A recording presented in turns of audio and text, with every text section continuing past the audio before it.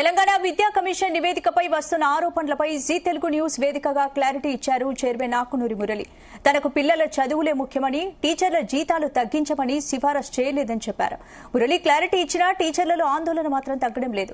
గ్రామీణ ప్రాంతాల్లో స్కూళ్లను మూసివేసే కుట్ర చేస్తున్నారని, జీతాలపై ప్రస్తావన ఎందుకొచ్చిందని ప్రశ్నిస్తున్నారు. విద్యా కమిషన్ నివేదికపై ఆకునూరి మురళి ఏమంటున్నారు, టీచర్ల రియాక్షన్ ఏంటో చూద్దాం. భరత్ కమిషన్ పై నివేదికపై క్లారిటీ ఇచ్చారు చైర్మన్. అయినా సరే ఉపాధ్యాయులు ఇంకా ఎందుకు ఆందోళన చెందుతున్నారు? అంటే క్లారిటీ జీతాల పెంపు ఇప్పుడు కాదు, వచ్చే వాళ్ళకని చెప్పారు.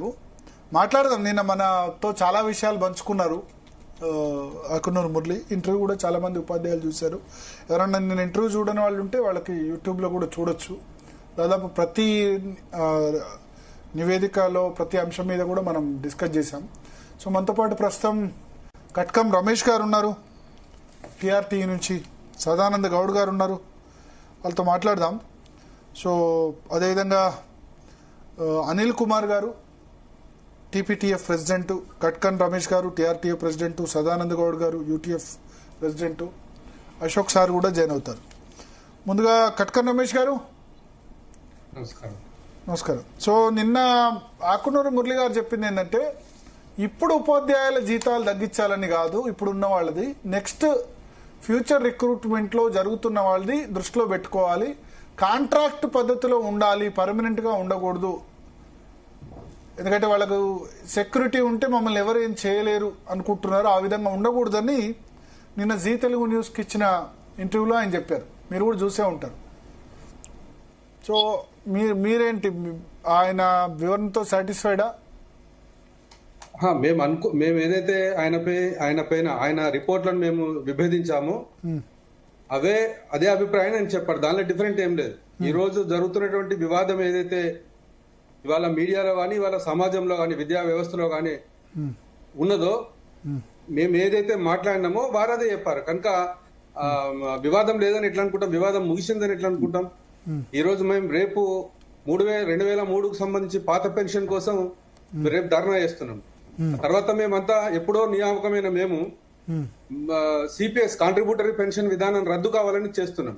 ఇవాళ ఉపాధ్యాయ సంఘాలుగా, ఇవాళ ఉపాధ్యాయులుగా మేము కోరుతున్నది ఏంటంటే, మేం కాదు, రాబోయే తరం కూడా మా వాళ్ళగానే ఉండాలనేటువంటి, ఇవాళ మేము పోరాడి సాధించుకున్నటువంటి హక్కులు ఏవైతున్నాయో అవి కొనసాగాలనేటివి. విద్యా వ్యవస్థకు సంబంధించి చాలా కమిషన్స్ కానీ, 98 పిఆర్సీలో కానీ ఉపాధ్యాయులు అధ్యాపకులకు వేతనాలు ఎక్కువ ఉండాలని ప్రపంచవ్యాప్తంగా కూడా అదే అభిప్రాయం. నిన్న ఒక ఇంటర్వ్యూలో హరగోపాల్ కూడా అదే అభిప్రాయాన్ని మేము కూడా చాలా క్లారిటీగా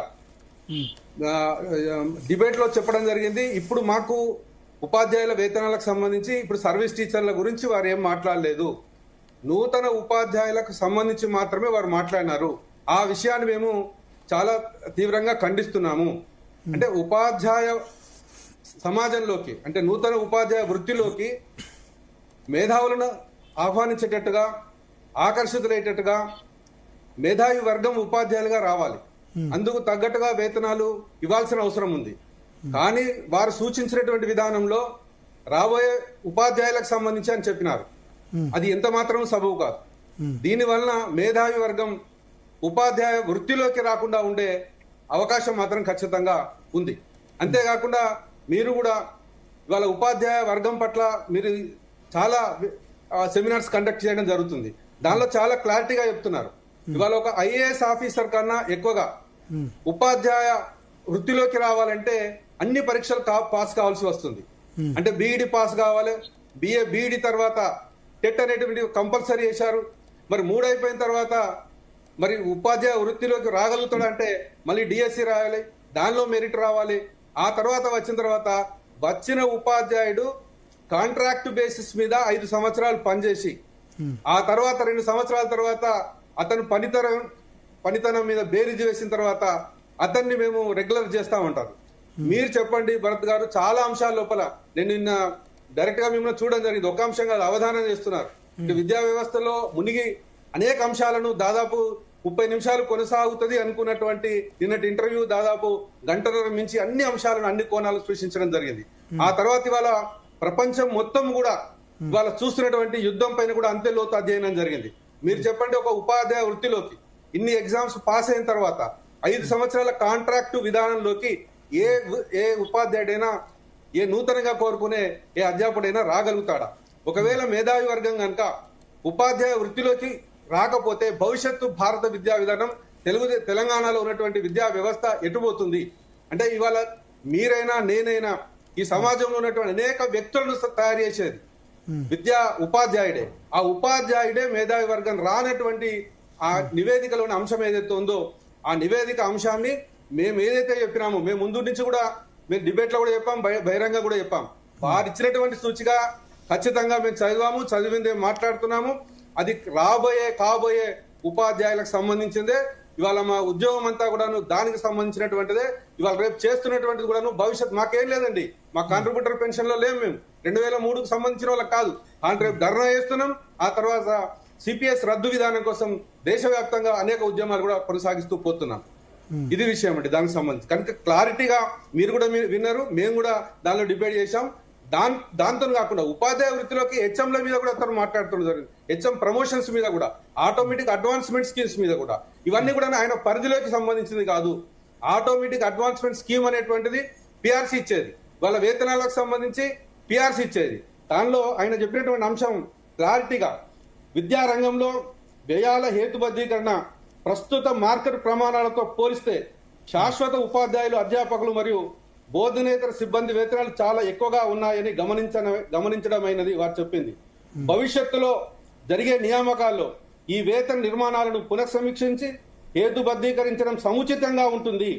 దీనివల్ల విద్యా నాణ్యత మెరుగుపరచడానికి మరియు విద్యార్థుల సంక్షేమానికి అవసరమైన వేతన వ్యయాల కోసం తగినంత బడ్జెట్ కేటాయించే అవకాశం కలుగుతుంది. రాష్ట్రం యొక్క మొత్తం ఆర్థిక సామర్థ్యాన్ని దృష్టిలో ఉంచుకొని విద్యా రంగంతో సహా ప్రభుత్వ ఉద్యోగులందరి జీత భత్యాలు మరియు పెన్షన్ వ్యయాన్ని నిర్వహించడంలో సమతుల్య విధానాన్ని అనుసరించాల్సిన అవసరం ఉంది. ఒకవేళ ప్రస్తుతం ఉన్న వ్యయ నిర్మాణాలకు సరిదిద్దకపోతే భవిష్యత్తులో ప్రభుత్వ విద్యను బలోపేతం చేయడానికి మరియు విస్తరించడానికి ఇది అడ్డంకులుగా మారే ప్రమాదం ఉంది. అంటే దీనివల్ల మనకు చాలా క్లారిటీగా తెలుస్తుంది. రాబోయే ఉపాధ్యాయుల వేతనాలు తగ్గించి ఆ వేతన తగ్గింపుకు సంబంధించి ఇవాళ భవిష్యత్తులో ఉన్నటువంటి విద్యా వ్యవస్థకు పెట్టాలి. అట్లా కనుక మీరు చేయకపోతే, వేతనాలు తగ్గించకపోతే విద్యా వ్యవస్థ లోపల ఒక గుణాత్మకమైనటువంటి, ఒక నాణ్యమైనటువంటి విద్యను, ఒక ప్రభుత్వ విద్యను బలోపేతం చేయలేమైనటువంటి అంశం ఏదైతే ఉందో ఆ అంశం వారు కూడా ఒప్పుకున్నారు. మేము అంటున్నది కూడా అదే. ఓకే. ఎస్ సదానంద గౌడ్ గారు, నమస్కారం సార్. నమస్కారం. సో ఈ డిబేట్ లో పాల్గొన్న మీ అందరు కూడా ప్రత్యేకంగా నమస్కారాలు. రాష్ట్రోపాధ్యాయ సంఘం పక్షాన ఆకునూరి మురళి గారితో విద్యా కమిషన్ చైర్మన్ గారు అయిన తర్వాత వారితో మేము ఇంటరాక్షన్ అయినాం. వాళ్ళ కార్యాలయం వెళ్ళలే, అతనే మా కార్యాలయం పిలిపించి 200 మంది ఉపాధ్యాయులతో నేరుగా ఇంటరాక్షన్ చేయించినమాట వాస్తవం. మరి ఇంటరాక్షన్ అయిన తర్వాత చాలా సలహాలు, సూచనలు చాలా బాగా విన్నాడు. అందరూ ఏమనుకున్నామంటే ఆకునూరి మురళి గారు విద్యారంగం పట్ల, ప్రభుత్వ విద్యారంగం పట్ల వారికి చాలా కన్సర్న్ ఉన్నది. ఈ పాఠశాల అభివృద్ధికి వారు బాగా సలహాలు, సూచనలు ఇస్తారని ఊహించుకున్నాం. కానీ వాస్తవం ఒకటి భరత్ గారు చెప్పేది, ఆకునూరి మురళి గారు గుర్తింపు పొందిన గాని గుర్తింపు పొందిన ఉపాధ్యాయ సంఘాలతో ఎప్పుడైనా అందరితో కలిసి ఎప్పుడైనా చర్చ చేశాడా? డిబేట్ జరిగిందా? ఆయన ఎవరో వచ్చినా మేమే పోయి ఆయనకు రిపోర్ట్ ఇచ్చాం తప్ప ఆయన నేరుగా కూర్చోబెట్టి మాట్లాడలే. ఆయన ఎవరితో మాట్లాడిందండి? మండల విద్యాశాఖ అధికారులు, వాళ్ళు ఎవరండి? ఇన్ఛార్జీలు, ఒక హెడ్ మాస్టర్, ఒక టీచర్, ఎస్సీఆర్టీ దాదాపు 9 ఉపాధ్యాయ సంఘాలతో సమావేశమై అన్నారు. అవన్నీ అబద్దాలు. 50 సంఘాలు ఉన్నాయి కదా, 9ో 8ో అని చెప్పారు నిన్న. అవసరం 9 సంఘాలలో నేను కూడా ఉన్నాను అంటున్నా. మేము కూడా గుర్తింపు పొందిన సంఘమే.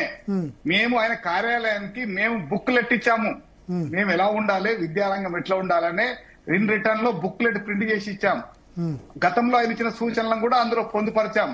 ఆయన అడిగిన దాంట్లో, కోరిన దాంట్లో మేము కూడా 18% ప్రభుత్వం ఖర్చు పెట్టాలని బడ్జెట్ లో ఇవ్వాలన్నారు. చాలా సంతోషం. ఆయన చాలా వేదికల్లో ఏం చెప్పేవాడు అంటే 20% ఇవ్వాలని చెప్పేవాడు. ఈ రోజు కుటారి కమిషన్ గాని, మురళీయార్ కమిషన్ గాని, చాలా కమిషన్ల ద్వారా మనం చూసుకుంటూ వచ్చాం. కానీ చివరికి ఎక్కడికి వచ్చాడంటే కొండను తవ్వి ఎలుకను పట్టినట్టుగా ఉంది. ఆయన ఏదో సమర్థించుకోవడానికి, ఇప్పుడు ఎగ్జాంపుల్ మాట్లాడితే నేను 6వ క్లాస్ స్కూల్లో ఒక పాఠశాల ఏర్పాటు చేశాం. ఆరుట్ల స్కూల్లో మనం వెళ్దాం భరత్ గారు. అక్కడ జిల్లా పరిషత్ ఉన్నత పాఠశాల బాలికల, జిల్లా పరిషత్ ఉన్నత బాలుర, అదే ప్రిమిసెస్ లో ఓపెన్ ఆడుకునే స్థలంలో ఒక మోడల్ స్కూల్ తీసుకొచ్చి పెట్టారు. ఆ పక్కకు ఆ ప్రైమరీ స్కూల్ ఉంది. ఇవన్నీ కల్పించి చిట్ట చివరికి అది కూడా చేశామని చెప్పి పిల్లలు బయట నుంచి వచ్చారని చెప్పారు. బస్సులు పెట్టామని చెప్పారు. చాలా సంతోషం. కానీ ఒక విద్యా commission chairman X IAS officer గా ఉన్నారు కాబట్టి ఈయన ఎవరైనా ప్రజలను గాని ఇతరత్ర అధికారులను గాని ఎవరినైనా పారిశ్రామికవేత్తలను గాని 10 రూపాయలు అడగగలిగితే ₹1 కోటి 2 కోట్ల విరాళాలు వస్తాయి. రేపు భవిష్యత్తులో 100 పాఠశాలలు ఈయన పెట్టగలిగితే 100 పాఠశాలకి ఈయన సీఈఓగా పనిచేస్తారా? చంద్రబాబు నాయుడు లాగా ఎలా పనిచేస్తారు? ఈయన కూర్చుంటే మానిటరింగ్ చేసేంత ఇతను కలెక్టర్లకు అజమాయిషి ఇచ్చే శక్తి ఉందా విద్యా కమిషన్ చైర్మన్ కు? విద్యా కమిషన్ పరిధి ఎంత? ఈయన విద్యారంగంలో నూతన సంస్కరణలు తీసుకురావడానికి ఇతనికి ప్రభుత్వం రేవంత్ రెడ్డి గారు ముఖ్యమంత్రి గారు చాలా విద్యాశాఖ తన దగ్గర ఉంది కాబట్టి ఏమైనా మంచి సలహాలు సూచనలు గొప్పగా వస్తాయని ఆశించి విద్యా కమిషన్ చైర్మన్ గా వీరికి అవకాశం ఇచ్చారు. ఆంధ్రప్రదేశ్ లో చూసాం నాడు నేడు. ఇక్కడ ఇప్పుడు వెళ్ళి చూద్దామండి. అక్కడ నాడు నేడులో పాఠశాలలు అంటే పాఠశాల హంగులు ఆర్భాటాలు చేస్తేనే అయిపోతుందా? అక్కడ 1 నుంచి 3వ తరగతి వరకు 1 నుంచి 7వ తరగతికి ఉన్న పాఠశాల 1 నుంచి 3వ తరగతి చేశారు. అక్కడ భవనాలకు సున్నాలు వేయించారు, టాయిలెట్స్ కట్టించారు, ఫ్యాన్లు పెట్టింది, బాగుంది. ఫర్ లాభం ఏం జరిగింది? పిల్లలు లేరు కదా అక్కడ. ఆ పిల్లలందరినీ మండల హెడ్ క్వార్టర్స్ కో 4-5-10 కిలోమీటర్ దూరంకు పంపించారు. ఏమైంది? ఆ పాఠశాల 4,000 పాఠశాలలు మూసివేయబడ్డాయి. కారణం ఎవరండి? అక్కడ విద్యా సలహాలు సూచనలు ఇచ్చిన మరి ఆకునూరి మురళి కాదా? మరి ఈ రోజు నా పరిస్థితులు గమనించాలి ఒకసారి, వాస్తవ పరిస్థితులు. ఈ రోజు 26,101 పాఠశాలలు మన దగ్గర ఉన్నాయి. చాలా పెద్ద పాఠశాలలు. స్థలం ఉన్న కరీంనగర్ లో కూడా టౌన్ హెడ్ క్వార్టర్లో పెద్ద స్థలం ఉంటుంది చూడండి మీరు. అదే విధంగా ఇప్పుడు రంగారెడ్డి జిల్లాలో చూడండి, ఉప్పల్లో వెళ్ళి చూడండి హెడ్ క్వార్టర్ లో. హైదరాబాద్ లో కీ స్కూల్ ఇంకా చూడండి. చాలా పాఠశాలల్లో 4-5 ఎకరాల విస్తీర్ణంలో ఉన్న పాఠశాల స్థలం ఉంది. ఈ రాష్ట్ర ప్రభుత్వాన్ని ఆయన కూడా ఒకటేమన్నాడు, రెసిడెన్షియల్ స్కూల్ కు నేను వ్యతిరేకమని చెప్పాడు. రాత్రి మీరు విన్నారు కదా. వ్యతిరేకమైన సందర్భంలో ప్రభుత్వానికి ఆయన ఇది మీరు పెట్టేది వ్యతిరేకమని ముఖ్యమంత్రి గారికి వారు చెప్పున్నారా? లేదే, చెప్పలేదే. అంటే నువ్వు ఇండివిజువల్ గా నీ అంతలా మీరు మాట్లాడుకుంటే సరిపోతుందా? మరి ఇక్కడ 100 పాఠశాలలు, అక్కడ 100 పాఠశాలలు, ఇంటిగ్రేటెడ్ స్కూల్ మీకు ఈ పాఠశాలలు ఆరుట్ల లాంటి పాఠశాలను ఎందుకు వ్యతిరేకిస్తున్నారు? మేము ఆరుట్ల లాంటి పాఠశాలను వ్యతిరేకించట్లేదు, 100% చెప్తున్నా. కాకపోతే అక్కడ ఆరుట్ల పాఠశాల ఒక పాఠశాల. ఆకునూరి మురళి గారు IAS అధికారిగా విద్యా కమిటీ చైర్మన్ గా ఉన్నారు కాబట్టి ఎవరైనా విరాళాలు కానీ ఏమైనా వస్తాయి తీసుకునే అవకాశం ఉంది. రేపు పెట్టే 100-200 పాఠశాలలకు ఎవరు సీఓగా పనిచేస్తారని చెప్తున్నారు. ప్రభుత్వం చేస్తుంది, కలెక్టర్లు మానిటర్ చేయగలుగుతారా అంటారు. ఇప్పుడు 30,000 పాఠశాలలు ఉంటే ఎట్లా మానిటర్ చేయడం?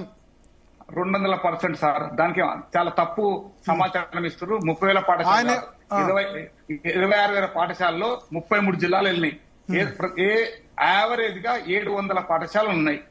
700 అట్లా కాకుండా మండలానికి 4 పాఠశాలలు పెడితే కలెక్టర్ మానిటర్ చేస్తారు. డైరెక్ట్ గా కలెక్టర్ మానిటర్ చేయడానికి అవకాశం ఉంటది.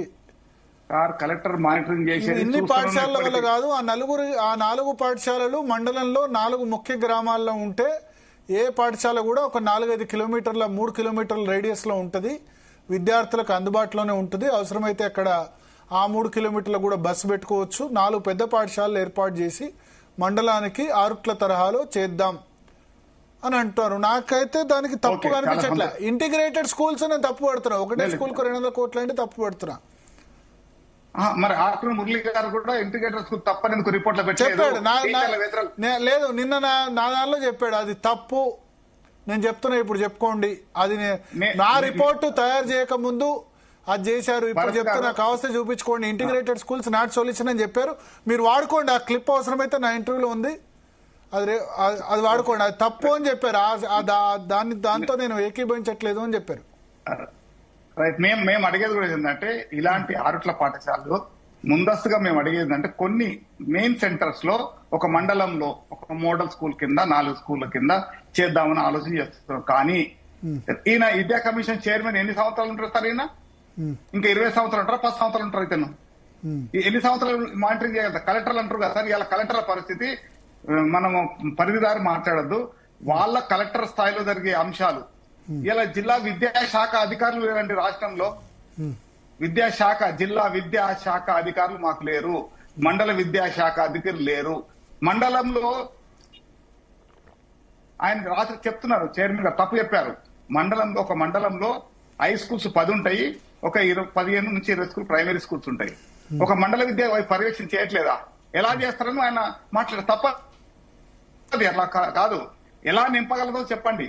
కాకపోతే ఓకే మోడల్ స్కూల్ కింద ఏదైనా అక్కడక్కడ మోడల్ చేస్తూ ఒకేసారి 26,000 పాఠశాలలు మూసేద్దామనే ఉద్దేశంతో ఈ రోజు రాష్ట్రంలో 600 మండలాలు 600 మండలాలు 24 చేద్దాము అంటే ఎక్కడ ఈ రోజున్న 6 పాఠశాలకు ఎక్కడెక్కడో డిప్యుటేషన్ తీసుకొచ్చి అక్కడ టీచర్లు వేసాం.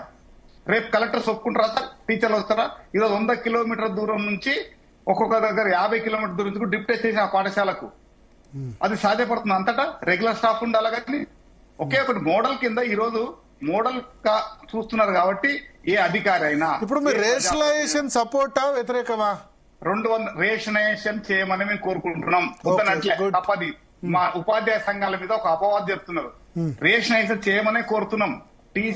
ఆయన వాళ్ళు చెప్పుకొచ్చేది ఏంటంటే ఎంతసేపటికి ఎక్కడన్నా ఒక పాఠశాల ఒక 20 మంది పిల్లలు ఉన్నారంటే ఒకే ఒక టీచర్ ఎన్నాళ్ళు ఉంచుతామండి ఇట్లా. కాకపోతే అలా 2-3 స్కూళ్ళని కలిపి ఒకసారి పెట్టామని మొదట్లేము. కానీ ఒకేసారి యుద్ధ ప్రాతిపదిక మీద బాంబు వేసినట్టు, ఇరాన్ మీద బాంబు వేసినట్టు మా మీద బాంబు వేస్తే ఎట్లండి? ఈ పాఠశాల ఉండాలా పోవాలన్నా? ఈ రోజు నలంద యూనివర్సిటీ మన భారతదేశంలో వచ్చింది. విద్యా విధానము ప్రపంచ దేశాలు మనం చూసి నేర్చుకున్నవి. మరి అలాంటి పరిస్థితుల్లో ఈ కమిషన్ బాగా చేశాడు. అంటే వాస్తవం కూడా మేము కూడా ఈ ఆకునూరి మురళి గారు చేరువైన తర్వాత మా ఆశలు చాలా పైన ఎంతో గొప్పగా చేస్తాడు ఏదో కానీ చివరికి మేము ఆశించిన ఫలితాలకు ఆయన ఇచ్చిన రిపోర్ట్ కి ఎక్కడ సంబంధం లేకుండా చేశాడు. చాలా ఇబ్బందికరం అనిపిస్తుంది. ఆయన సంబంధం లేని అంశాల పట్ల మాట్లాడాడు. అందులో సంబంధం రైట్ ఓకే, అక్కడక్కడ చిన్న స్కూల్ అని ప్రైమరీ స్కూల్ అంటున్నాం కదా, 2-3 స్కూల్ పెట్టి ఒకసారి చేద్దాం, ప్రయత్నం చేద్దాం, రేషనలైజేషన్ చేద్దాం. మరి ఈ రోజు ప్రభుత్వంలో మనం అనగానే ఆదేశాలు ఇవ్వగానే ప్రభుత్వంలో ఆ మేరకు కింది స్థాయి జరుగుతున్నారు. ఈ రోజు మా టీచర్ని టీచింగ్ చేయనిస్తలేదు సార్. ఈ రోజు హై స్కూళ్ళ పరిస్థితి ఏంటంటే, ప్రైమరీ స్కూల్ పరిస్థితి అంటే రాష్ట్ర ప్రభుత్వము త్రూ ఎన్జిఓల ద్వారా ఈ పాఠ్యాంశాన్ని బోధించాలా. ఖాన్ అకాడమీ వాళ్ళు ఇదే లెసన్ చెప్తారు, ఇదే ట్రైనింగ్ పొందండి. అసలు టీచర్ అనే అతనికి టీచింగ్ ఫ్యాకల్టీ నుంచి పక్క జరుపుతున్నారు. వాస్తవం సార్ కూడా చెప్పారు ఏంటంటే ఈ అదనపు పనులు టీచర్లకు అప్పచెప్పొద్దని చెప్పారు. చాలా మంచి మాట చెప్పాడు ఆ విషయంలో, అందులో మా అభ్యంతరం లేదు. కానీ ఈ రాష్ట్ర ప్రభుత్వం ఈ రోజున్న పరిస్థితిలో ఈ 100 స్కూళ్లు పెట్టడానికి సంవత్సరానికి 7,600 పైచిలకు కోట్లు ఖర్చు వస్తుందని చెప్పారు. 15 కోట్లు కాదు ఆయన చెప్పింది. మొత్తం ఎస్టాబ్లిష్మెంట్ కావాలంటే 7,600 కోట్లు అంట. ఎక్కడి నుంచి తీసుకొస్తారు సార్? అది ఏ పాఠశాలకు పెడతారు? ఇక్కడ ఈ రోజున్న అంత చాలా ఇబ్బందికరంగా ఉంది. కాకపోతే ఒకే ఒకటి కానీ ఒక 2-3 మండలాలని మోడల్ గా పైలట్ ప్రాజెక్ట్ కింద చేసి చూపించాలా. ఈ ఒక్క పాఠశాలను చూపించేసి మొత్తం దేశమంతా అట్లా అవుతుంది. ఇప్పుడు కొన్ని ఆదిలాబాద్ జిల్లాలో పోదాం, ఉట్నూరు సెంటర్ హెడ్ క్వార్టర్ ఉంటుంది. ఉట్నూరు ఎంత పెద్ద విశాలమైన స్థలం ఉంది సార్. ఆదిలాబాద్ టౌన్ లోకి వెళ్దండి, Adilabad girls boys government school పెద్ద పెద్ద స్థలాలు ఉన్నాయి, 10 acres లొకేషన్ ఉన్నాయి. అక్కడ మోడల్ చేద్దాం. రెసిడెన్షియల్ స్కూల్స్ పెట్టమని మేము కోరట్లే. ఎందుకు రెసిడెన్షియల్ కు అరకొర వసతులతో గత ప్రభుత్వము తప్పుడు విధానాలతో ఈ రెసిడెన్షియల్ స్కూల్ తీసుకొచ్చింది. KG to PG చేయలేము కాబట్టి ఈ రకంగా తీసుకొచ్చారు. అది కనపడుతుంది, సక్సెస్ కాలేదని తెలిసిపోయింది అందరికీ. మరి కొత్త అంటే ఒక్కొక్క ప్రభుత్వం నుంచి ఒక విద్యా విధానం తీసుకొని వస్తే ఎక్కడికి ముందుకు వెళ్తాం? ఈరోజు టీచర్లు బాగా గమనిస్తున్నారు. అదే విధంగా వచ్చే టీచర్ ఈరోజు బాగా గమనించవచ్చిందంటే, అసలు భరత్ గారు నా కొడుకైనా మీ కొడుకైనా, మీ బిడ్డ అయినా నా బిడ్డ అయినా రేపు భవిష్యత్తులో టీచర్ ఇష్టపడతలేదు రావడానికి, వేరే ఉద్యోగాలకు పోతున్నారు. వేరే గవర్నమెంట్ సెక్టర్ లో కూడా వేరే గ్రూప్స్ రాస్తామంటున్నారు తప్ప టీచర్ రానంటున్నారు. కారణం ఏంది? ప్రస్తుతం ఉన్న టీచర్ల తలనొప్పి, ఆ ఒత్తిడి వీటిపైన ఉండదు. మీ కొడుకును నా కొడుకును అయితే నేను టీచర్ చేయ, ఇది పరిస్థితి. మీరు చెప్పండి, మీరు పంపిస్తారు ఎంత ఆలోచన, అంత విధానం. ఎందుకు కారణం ఏంటంటే అనవసరమైన పర్యవేక్షణ. ఈ రోజు SCRT నుంచి వస్తున్నారు, ఒక పాఠశాలలో 20 మంది పిల్లలు ఉన్నారు. పర్యవేక్షణకు ఎంతమంది వస్తుంది సార్? 15 మంది పర్యవేక్షణ వస్తారు ఎట్ టైం. జిల్లా టీం ఎట్ ఏ టైం ఒకటే టైం వచ్చి ముందు నిలబడతారు. పిల్లవాడు చెప్పండి మీరు గుణింత మీ వాయిస్ కట్ అవుతుంది. చదవండి, పాట పాడండి. అశోక్ గారు ఎలా భయాన్ని పొడగొట్టట్లేదు. ఓకే, ఒకసారి అశోక్ గారు ఒపీనియన్ తీసుకుందాం. Ashok garu good evening sir. Good evening. ముందర చర్చలో పాల్గొన్నటువంటి ఉపాధ్యాయ సార్లందరికీ అభినందనలు. అలాగే జీటీవీ ఈ వ్యవస్థ మీద అసలు వాస్తవంగా ఆకునూరి మురళి సార్ యొక్క నివేదిక పైన ముందుగాల వెల్లో తీసుకొచ్చి దానిపైన ఒక వరుసగా 3-4 రోజుల పాటు చర్చ అనేది కొనసాగిస్తుంది. జీటీవీకి కూడా అభినందనలు. అయితే ఇక్కడ ఈ నూతన విద్యా విధానం అనే కాన్సెప్ట్ ని తీసుకొచ్చారు. ఇప్పుడు ఒకటే దీంట్లో ఉన్న కాన్సెప్ట్ ఏంటంటే ప్రభుత్వ బడిలో పిల్లల్ని ఎట్లా పెంచాలా, ప్రభుత్వ బడిలో పాఠాలు ఎట్లా చెప్పాలా, ఈ 2 అంశాలపైనే ఈ యొక్క నివేదిక సారాంశం మనకు కనబడతా ఉంది. అయితే ప్రభుత్వ విద్యలో ప్రధానంగా చంద్రబాబు నాయుడు కాలం నుంచే ఇది ఒక కార్పొరేట్ వ్యవస్థగా మార్చారు. తెలంగాణలో కార్పొరేట్ సిస్టాన్ని గనక రద్దు చేయగలిగితే ఆటోమేటిక్ గా ఈ వ్యవస్థ అనేది మారడానికి అవకాశం ఉంటది. నేను గతంలోనే చెప్పినట్టుగా మొన్న చర్చలో కూడా చెప్పాను, దీన్ని డెవలప్ చేయాలంటే ముందుగాల ప్రభుత్వంలో భాగస్వామ్యం అయ్యే ప్రతి ఒక్కరూ ప్రభుత్వ బడిలోనే చదివే విధంగా ఒక జీవో తయారు చేయాలి. భాగస్వాములు ఎవరవుతారు?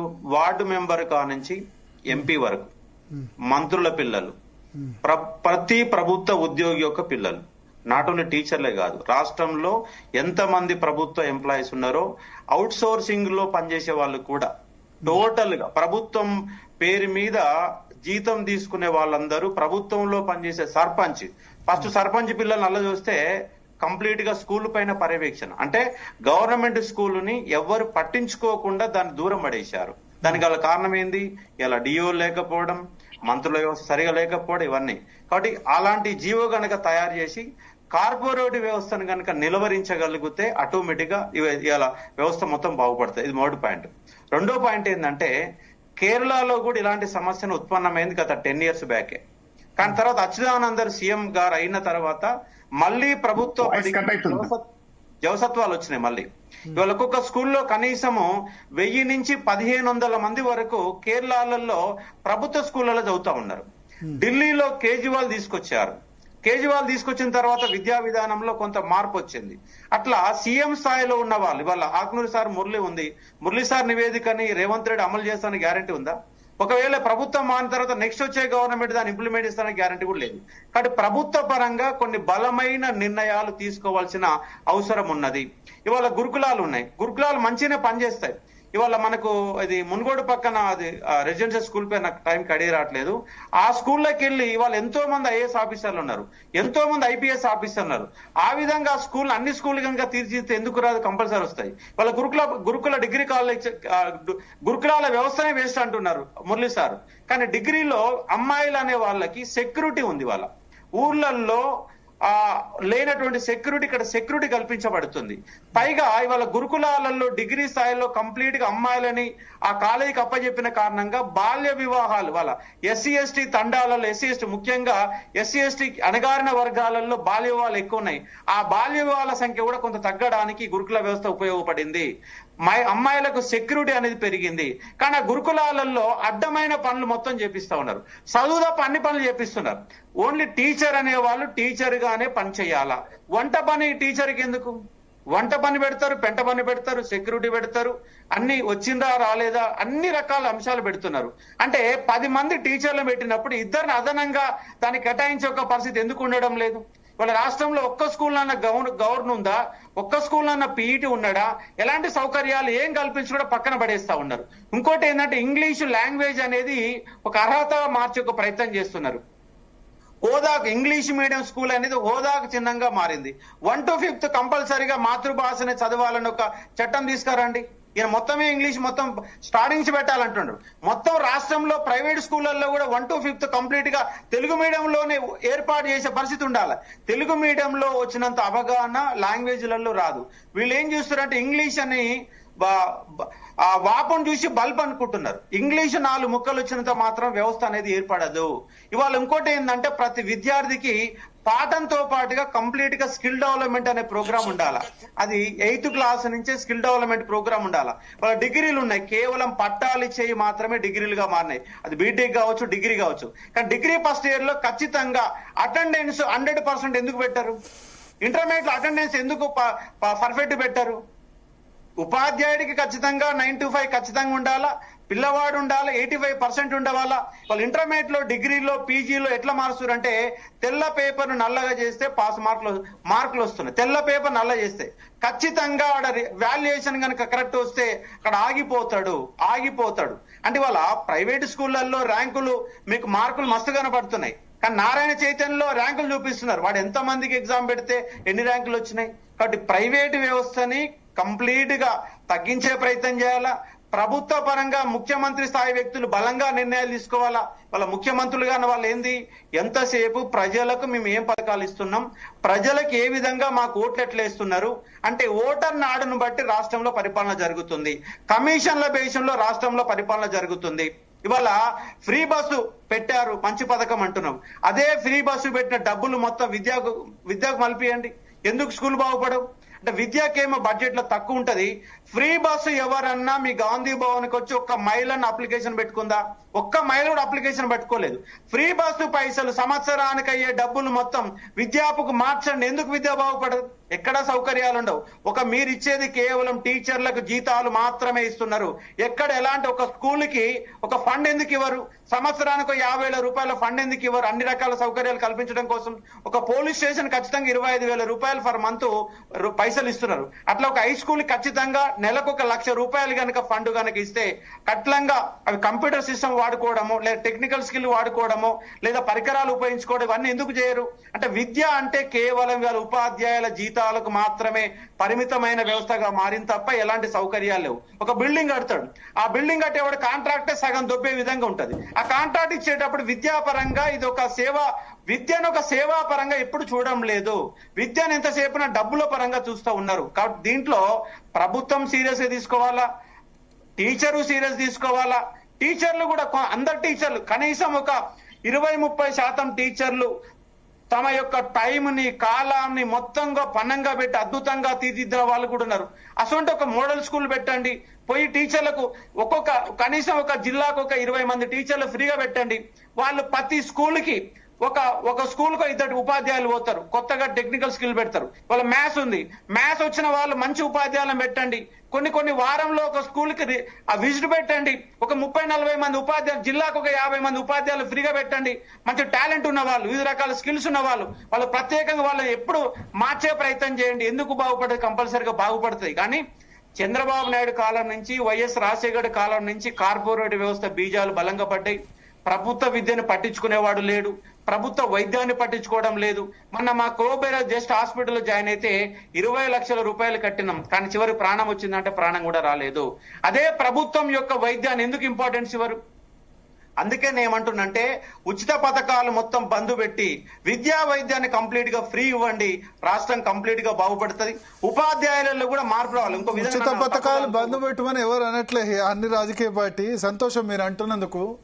ఫ్రీ బస్ ఎవడు అడిగాడు? ఈ కళ్యాణ లక్ష్మి ఎవరు అడిగాడు? షాదీ ముబారక్ ఎవడు అడిగాడు? అడగకుండా ఇచ్చుకుంటూ ఖర్చు పెట్టాల్సిన దాని మీద ఖర్చు పెట్టకుండా ఇవన్నీ ఇచ్చుకుంటూ ఇవన్నీ మొత్తం బంద్ పెట్టి విద్యకు మొత్తం కేటాయిస్తే ఖర్చు పెడితే విద్య మీద పెట్టే పెట్టుబడి మళ్ళీ వస్తుంది కదా, రిటర్న్ వస్తుంది. వాళ్ళొక గవర్నమెంట్ టీచర్ తనకొచ్చే జీతంలో కనీసంగా 30 to 40% పిల్లల మీదనే ఖర్చు పెడుతున్నారు. గమ్మత్ ఏమిటంటే ఇవాళ ప్రతి టీచర్ పిల్లలు ఇంటర్మీడియట్ స్థాయిలో నారాయణ చైతన్యలోనే మొత్తం జాయిన్ చేస్తున్నారు. ఏ గవర్నమెంట్ స్కూళ్లలో, గవర్నమెంట్ కాలేజీలో జాయిన్ చేయడం లేదు. దానికి గల కారణాలు ఏంటంటే ఇవన్నీ కారణాలు ఉన్నాయి. కాబట్టి కంప్లీట్ గా జీవ తీసుకురండి. ప్రభుత్వంలో భాగస్వాములో ఉన్నవారు అందరు ప్రభుత్వ బడిలోనే జాయిన్ కాండి. 1 year లో మార్పు రాకపోతే నన్ను అడగండి. సర్పంచ్ పిల్లలు ఎందుకు చదవరు? సర్పంచ్ పిల్లలు నల్గొండ పంపిస్తాడు, ఊళ్ళో ఉన్న పిల్లలేమో వాళ్ళ చదివే ఒక పరిస్థితి. ఇవాళ 3 ఏళ్ల పిల్లవాడిని ఆటో ఎక్కిచ్చేసి బలవంతంగా 7 గంటలకే తయారు చేసి వాడికి అంగిలాగా దొరికి స్కూల్ బలవంతంగా పంపిస్తున్న ఒక పరిస్థితి. ఇవాళ సాయంత్రం కూడా టైం ఉంటుంది. సాయంత్రం కూడా టైం ఉన్నప్పుడు ఒక స్కూల్లో 3 ఉపాధ్యాయులు ఉన్నారు, 4 పెట్టండి. అలా సాయంత్రం 4 to 8 ఖచ్చితంగా మళ్ళీ అదనంగా ట్యూషన్ పాయింట్ లాగా మళ్ళీ పెట్టండి. ఎందుకు మారదు? అంటే ఉపాధ్యాయుల సంఖ్యను పెంచండి, సౌకర్యాలు కల్పిస్తే, టోటల్ విద్యని కనుక ఫ్రీగా అందజేస్తే ప్రతి ఒక్కరు గవర్నమెంట్ స్కూల్ బాగుంటే ఎందుకు పోరు? అందరూ పోతారు ఖచ్చితంగా. అంటే దీంట్లో ఒక 30% ఉపాధ్యాయులది బాధ్యత ఉంటే 70% ప్రభుత్వాలది బాధ్యత ఉంది. ప్రభుత్వాలు మారాలా, ఉపాధ్యాయులు మారాలా, రెండు మారినప్పుడు ఖచ్చితంగా దీనికి గ్యారంటీగా మనకు రావడానికి అవకాశం ఉంది. ఇంకోటి ఏంటంటే ఇవాళ నిరుద్యోగ వ్యవస్థ ఎంత పెరుగుతుందంటే అంత పెరుగుతుంది. రాబోయే ఉద్యమాలన్నీ నిరుద్యోగ ఉద్యమాలే ఉంటాయి. రాబోయే మరణాలన్నీ కూడా నిరుద్యోగ ఆత్మహత్యలే ఉంటాయి. నిరుద్యోగ ఆత్మహత్యలు ఎందుకు ఉంటున్నాయంటే ప్రైవేట్ స్కూళ్లలో బట్టి సిస్టమ్ వచ్చినటువంటి వాడికి సోషల్ కండిషన్స్ ఎలాంటి కూడా చెప్పకుండా, కల్చర్ చెప్పకుండా, మానవ విలువలు చెప్పకుండా ఇవాళ ఇంటర్మీడియట్ ఎడ్యుకేషన్ ని, డిగ్రీ ఎడ్యుకేషన్ మారుస్తున్నారు. కాబట్టి వాడికి ఏ మాత్రం ఉద్యోగం రాకపోయినా, ఎలాంటి సౌకర్యాలు దొరకకపోయినా వాడు ఆత్మ బలిదానం చేసుకుంటున్నాడు. ఆత్మహత్యలు పెరుగుతున్నాయి. ఆత్మహత్యలు పెరగడానికి గల కారణం ఏంటంటే వాడికి విలువలు లేనటువంటి విద్య అందుతున్నది. కాబట్టి విలువలతో కూడిన విద్యని ప్రభుత్వ పాఠశాలలో దొరకడానికి అవకాశం ఉంది. ఇవాళ నేను చదివింది కేవలం చరిత్ర, హిస్టరీ. నేను గవర్నమెంట్ ప్రైవేట్ కాలేజీలో పనిచేస్తే నాకు నెలకు 8,000 రూపాయలు మాత్రమే జీతం వస్తాయి. సంవత్సరం మొత్తం కష్టపడిన ₹1,00,000 జీతం కూడా రాదు. తెలంగాణ విద్యా కమిషన్ నివేదికపై వస్తున్న ఆరోపణలపై జీ తెలుగు న్యూస్ వేదికగా క్లారిటీ ఇచ్చారు చైర్మన్ నాకునూరి మురళి. తనకు పిల్లల చదువులే ముఖ్యమని, టీచర్ల జీతాలు తగ్గించమని సిఫారసు చేయలేదని చెప్పారు. మురళి క్లారిటీ ఇచ్చినా టీచర్లలో ఆందోళన మాత్రం తగ్గలేదు. గ్రామీణ ప్రాంతాల్లో స్కూళ్లను మూసివేసే కుట్ర చేస్తున్నారని, జీతాలపై ప్రస్తావన ఎందుకు వచ్చిందని ప్రశ్నిస్తున్నారు. విద్యా కమిషన్ నివేదికపై ఆకునూరి మురళి ఏమంటున్నారు? టీచర్ల అన్ని రకాల మార్పులు చేసి ఖచ్చితంగా దాని నిర్ణయాలు తీసుకోవాలా, ఇంప్లిమెంట్ చేసే దమ్ము ప్రభుత్వం మాత్రమే ఈ విద్యా వ్యవస్థ బాగుపడడానికి అవకాశం ఉంటుంది. ఒక ఆకునూరి మురళి నివేదిక ఇచ్చినంత మాత్రాన దాన్ని ఇంప్లిమెంట్ చేసే యొక్క ప్రభుత్వాలు లేకపోతే ఎవరు ఎన్ని నివేదికలు ఇచ్చినా అది వృధా ప్రయాసగా మారుతా ఉంది. ప్రభుత్వాలు ఇంప్లిమెంట్ చేయమంటారా? ఇంటర్వ్యూ చూడండి, కంపల్సరీ దాంట్లో మొత్తం నేను 100% తప్పు అనట్లేదు. దాంట్లో ఒక 70% కరెక్టే ఉన్నాయి. మురళీసారి ఇచ్చిన నివేదికలో 70% ఎక్స్పెక్ట్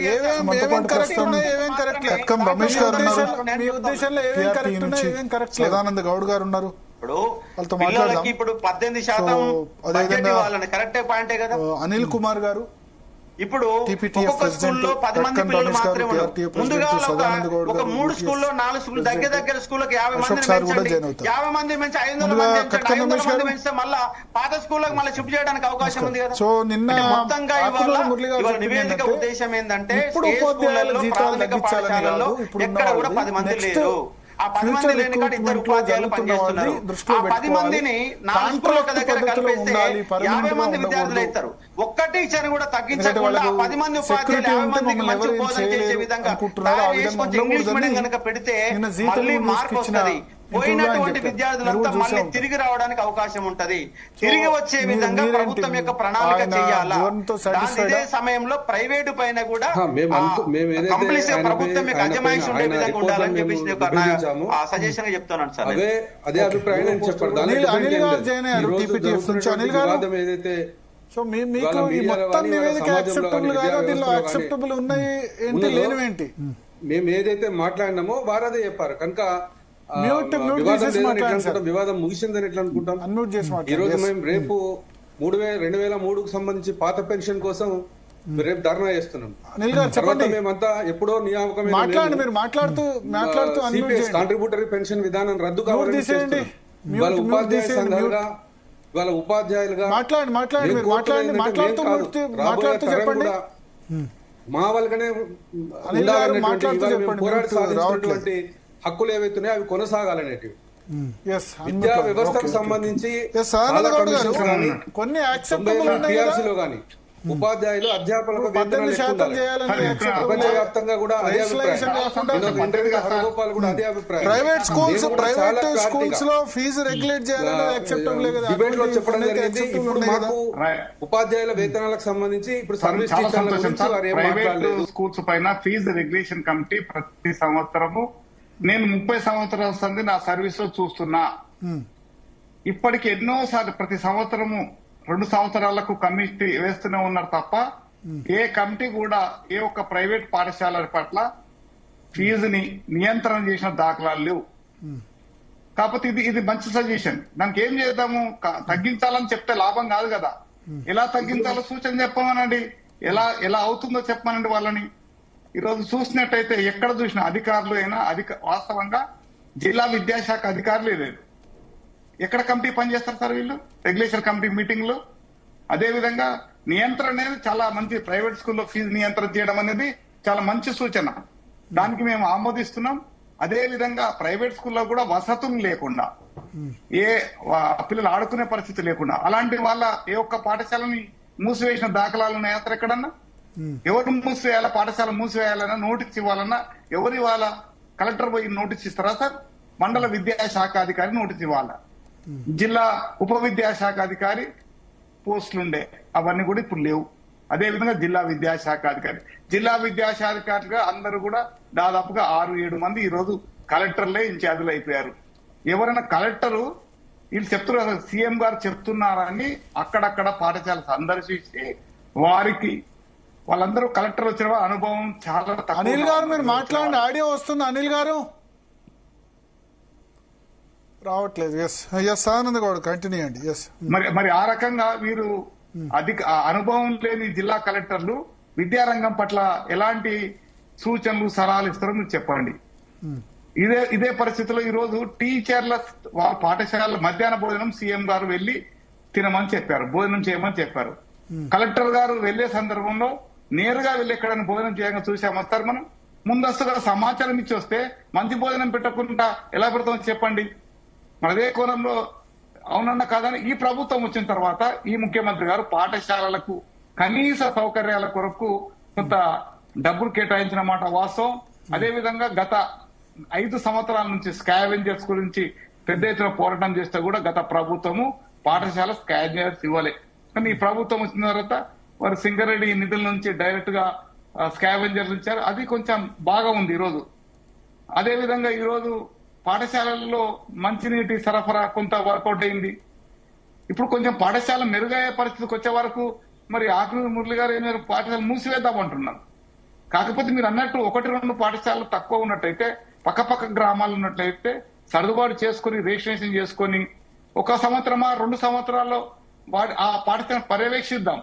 పర్యవేక్షణ అయిన తర్వాత కూడా పాఠశాల అనుకున్న స్థాయిలో మార్పులు రాలేదు, అప్పుడు ఆలోచిద్దాం తప్ప ఇప్పుడే మొత్తం పెద్ద స్కూళ్ళకి వెళ్దామంటే అది కష్టంగా ఉండే పరిస్థితి. అదే కోణంలో ఈరోజు గత 25 సంవత్సరాల నుంచి వింటున్న మాట మేము ఉచిత కరెంటు పాఠశాలకి ఇవ్వాలన్నాం. ఏ ప్రభుత్వం ఇవ్వాలి గతంలో? ఈ ముఖ్యమంత్రి గారు వచ్చిన తర్వాత కొంచెం మంచి నిర్ణయం తీసుకుని ప్రభుత్వ పాఠశాలలో ఈరోజు కరెంటు కట్టే డబ్బులు చెల్లించే పరిస్థితి నుంచి మినహాయింపు వచ్చేసింది. చాలా సంతోషం, ప్రభుత్వం చేసేదానికి అభినందిస్తున్నారు. కానీ ముఖ్యమంత్రి గారు ఆకునూరి మురళి గారి పైన చాలా ఆశలు పెట్టుకున్నాడు. ఏదో గొప్పటి రిపోర్ట్ ఇస్తారు, చాలా చక్కటి సూచనలు ఇస్తారు, చక్కటి సలహాలు ఇస్తారు, విద్యారంగాన్ని బాగా మార్పు చేస్తారు, ఆ కోణంలో ఆలోచించారు. కానీ వారి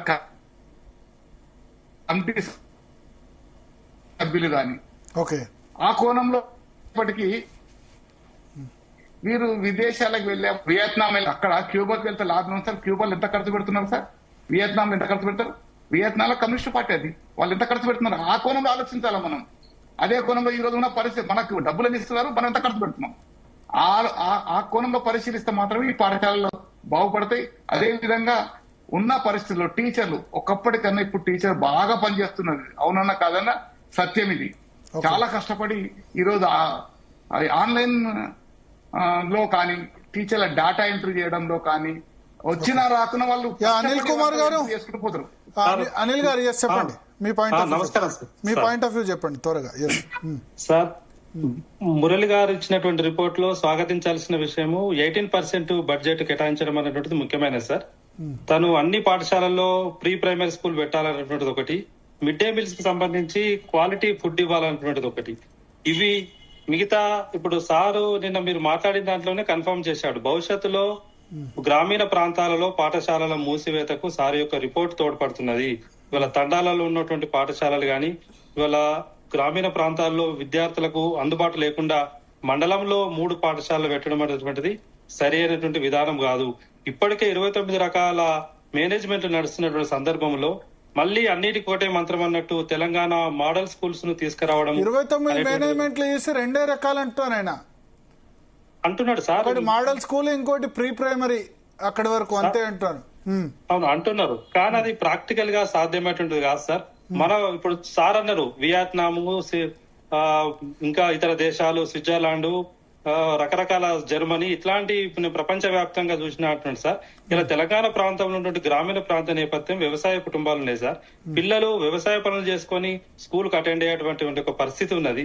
మీరు అది కాదని ఆ హాబిటేషన్ లో ఉన్నటువంటి స్కూళ్లను మూసివేసే దిశగా ఇవాళ సార్ చెప్పిన దాంట్లో 432 రికమెండేషన్స్ చేసిన అన్నాడు. అందులో ఇది ఒక్కదాన్ని హైలైట్ చేసి జీతాలకు సంబంధించి దాన్ని బయటకు తీసుకొచ్చి ఉపాధ్యాయుల యొక్క మనోస్థైర్యాన్ని దెబ్బతీయడం గాని, సమాజంలో దోషులుగా నిలబెట్టేటువంటి ఒక ప్రయత్నం అటు ప్రభుత్వము ఇటు మురళి గారు కూడా చేసినట్టుగా మా అభిప్రాయం ఉన్నది సార్. తప్పకుండా ఇలా భవిష్యత్తులో రిక్రూట్మెంట్ ఉండదని తాను ఇండైరెక్ట్ గా చెప్పడం జరిగింది.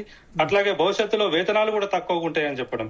ఇలా మానవ వనరులను సృష్టించేటువంటి ఒక సమాజానికి మంచి పౌరులను అందించేటువంటి ఉపాధ్యాయునికి ఒక గౌరవప్రదమైన వేతనాలు ఉంటే, గౌరవప్రదమైన వేతనాలు ఉన్నట్టయితే సమాజంలో ఉన్నటువంటి విద్యార్థులు గాని మిగతా ఆస్పిరెంట్స్ మంచి ఇలా సాఫ్ట్వేర్ సైడ్ పోకుండా ఇలా టీచింగ్ సైడ్ వచ్చి ఒక నాణ్యమైన విద్యను అందించేటువంటి అవకాశం ఉంటుంది. అది భవిష్యత్తులో ఉండదు. ఇలా కాంట్రాక్ట్ విధానాన్ని మేము మొదటి నుంచి వ్యతిరేకిస్తున్నాం. అదే కాంట్రాక్ట్ పద్ధతిలో ఇలా నియామకాలు జరిగేటువంటి అవకాశం మళ్ళీ ఈ రిపోర్ట్ ద్వారా ఉన్నది. తప్పకుండా రిపోర్ట్ లో కొన్ని మంచి అంశాలు ఉన్నప్పటికీ మిగతా వాటి విషయంలో తప్పకుండా మా వ్యతిరేకత తెలియజేస్తున్నాం సార్. ఈ శాలరీస్ కు సంబంధించి చర్చను తీసుకురావడం, ఇలా సమాజంలో మాకు హక్కులను ఇలా రాజ్యాంగ పరంగా రావాల్సినటువంటి పిఆర్సీ, డిఏలు వాటి రాకుండా ఇలా సమాజంలో ఉపాధ్యాయులను చులకన చూసే విధంగా ఇలా మిగతా ఉద్యోగులు కూడా ఉన్నారు, అందరితో సమానంగా మాకు వేతనాలు ఉన్నాయి తప్ప ఇలా ఉపాధ్యాయులకు సపరేట్ అంటూ ఏం లేవు. ఇలా 28 సంవత్సరాలు పనిచేస్తే ఒక్క ప్రమోషన్ వస్తుంది సార్. ఆ ప్రమోషన్ వస్తే ఒక్క ఇంక్రిమెంట్ వస్తుంది. దాన్ని కూడా ఇలా తప్పుగా ప్రజలకు ఎక్స్పోజ్ చేసే విధంగా ఇలా సమాజంలో ఉపాధ్యాయుని చులకన చేస్తే ఇలా సమాజంకు ఒక మంచి పౌరులను అందించేటువంటి ఒక అవకాశాన్ని కోల్పోతాం సార్. తప్పకుండా ఇవాళ ఆకునూరు మురళి గారు మరే ఆలోచించాలి.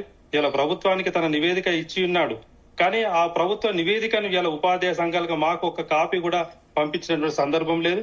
దీని మీద ఒక వర్క్ షాప్ ప్రభుత్వం నిర్వహించాలి. ఒక స్పష్టమైన తెలంగాణ విద్యా విధానాన్ని ఇలా గ్రామీణ ప్రాంత నేపథ్యం ఉన్నటువంటి పిల్లలకు అందుబాటులో ఉన్న విద్యా విధానం ఉండాలి తప్ప తను చెప్పినట్టుగా స్విమ్మింగ్ పూల్ ఉండడమో, పెద్ద గ్రౌండ్ ఉండడమో, అట్లాంటి అవకాశాలను ఇలా మేము మొదటి నుంచి టీపీటీఎఫ్ గా డిమాండ్ చేస్తా ఉన్నాం. ఉన్నటువంటి హై స్కూళ్లను సెమీ రెసిడెన్షియల్ గా మార్చండి. ఇవాళ పిల్లలలో నిజంగా సైకలాజికల్ గా పిల్లలను హాస్టల్స్ లో ఉండడం వల్ల ఇలా సమాజం పట్ల గాని తల్లిదండ్రుల పట్ల గాని ఒక ప్రేమపూర్వకమైనటువంటి వాతావరణం లేదు. వాళ్ళ ఒక మోరల్స్ తగ్గిపోతున్నవి. ఇలా టీచర్స్ మీదనే అసభ్యంగా ప్రవర్తించే విధంగా, దాడి చేసే విధంగా విద్యార్థులలో ఒక క్రమశిక్షణ లోపిస్తున్నది. దానికి కారణం ఇవాళ హాస్టల్స్ లో ఉండడం వల్ల ఒక మెరుగైన ఫలితాలు ఆశించడం సరైనది కాదు. తప్పకుండా తాను ఉన్న హ్యాబిటేషన్ లోనే మంచి సౌకర్యాలతోని ఇవాళ దీంట్లో ఒకటి ఉన్నది సార్. ఇవాళ పాఠశాల ఆకర్షణీయంగా ఉంటే విద్యార్థులు తప్పకుండా వస్తారు. ప్రభుత్వం ఏం చేస్తుంది, పిల్లలు లేరని టీచర్లు ఇస్తలేదు, టీచర్లు లేరని అక్కడ పాఠశాల నిర్మిస్తలేదు. అంటే ఇట్లా ఈ రెండు రకాలుగా చేసి ఇలా ప్రభుత్వం ఉన్నటువంటి విద్యా వ్యవస్థను సర్వనాశనం చేసేటువంటి రిపోర్ట్ గానే మేము భావిస్తున్నాం. తప్పకుండా దీన్ని విస్తృత స్థాయిలో మీరు గత 4 రోజులుగా చర్చ పెట్టినందుకు మీకు ప్రత్యేకంగా కృతజ్ఞతలు, మరి ధన్యవాదాలు. సమాజంలో నిజంగా సార్ మేము గత 10 సంవత్సరాలుగా ఆ విద్యా వ్యవస్థ మొత్తము కుప్పగోలింది. ఇవాళ ఈ ప్రభుత్వం వచ్చిన తర్వాత వాళ్ళు మేనిఫెస్టోలో పెట్టిన విధంగా ఇలా ప్రభుత్వ విద్యను బలోపేతం చేస్తామని ఇలా ఏదైతే ప్రభుత్వం మేనిఫెస్టోలో పెట్టుకుందో ఇలా బడ్జెట్ 15% కేటాయిస్తాను వాళ్ళ మేనిఫెస్టోలో ఉంది. ఇలా విద్యా పరిరక్షణ కమిటీగా గానీ ఇలా టీపీటీఎఫ్ గా గానీ మేము 20% డిమాండ్ చేశాం. అయినా మురళి గారు 18% ఇచ్చారు. మేము ప్రభుత్వానికి కూడా నివేదిక ఇచ్చినప్పుడు వాళ్ళు గత సంవత్సరం ఒత్తిడి చేస్తే 7.6 మాత్రమే కేటాయించారు. మరి వాళ్ళు మేనిఫెస్టోలో పెట్టుకున్నట్టు కేటాయింపులు కాదు, బడ్జెట్ లో ఎంత ఖర్చు పెడతారు ముఖ్యం. ఇంకా సార్ బడ్జెట్ లో ఖర్చు కూడా దాన్ని ఏం చేస్తున్నారు సార్. ముఖ్యమంత్రి గారు కూడా అసెంబ్లీ సాక్షిగా చెప్పాడు ఇలా మొత్తం కూడా జీతాలకే పోతున్నాయి అనే ఒక ప్రభుత్వం ఇలా ఉద్యోగులను ఉపాధ్యాయులు బదనాం చేసేటువంటి కార్యక్రమం ఉన్నది. తప్పకుండా మనం దాన్ని నిష్పక్షపాతంగా అసలు ఎన్ని మౌలిక వసతులు ఖర్చు చేస్తున్నారు.